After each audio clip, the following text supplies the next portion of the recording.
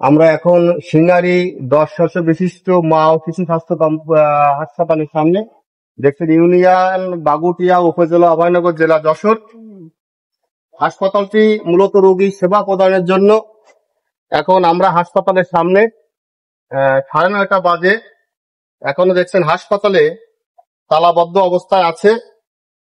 লক্ষ লক্ষ টাকা বললে ভুল হবে, কোটি কোটি টাকা ইনভেস্ট করে যে মানুষের সেবার জন্য যে ব্যবস্থা করা হয়েছে, সে সেবা থেকে বঞ্চিত হচ্ছে সাধারণ মানুষ। আপনারা দেখতে পাচ্ছেন হাসপাতালের ভিতরে বাইরে কোনো লোক, কোনো স্টাফ, কর্মচারী, ডাক্তার, রোগী আমরা কাউকে দেখতে পাচ্ছি না। আমরা একজন পশুকে জিজ্ঞেস করলাম সেখানে সেবা হয় কিনা, তিনি বললেন এখনো সেবা শুরু হয় নাই, কার্যক্রম অব্যাহত, কোনো ভর্তি নাই।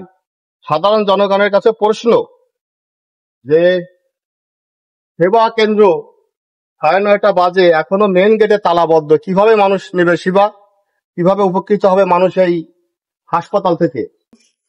দর্শক দেখতে পাচ্ছেন এই মুহূর্তে আমরা আছি সিঙ্গারি কমিউনিটি ক্লিনিকে। একই অবস্থা সিঙ্গারি হাসপাতালের মতো। এখানেও এখন 9:30 বাজে, তালা ঝুলছে। অনেক লোক সেবা নিতে এসে দাঁড়িয়ে আছে দেখছেন। এখন সেবার এখানে যারা কর্মচারী কর্মকর্তা আছেন তারা কেউ আসেননি। এভাবে চলছে এইসব এলাকার স্বাস্থ্য সেবা নিতে এসে হয়রানি হচ্ছে সাধারণ মানুষ।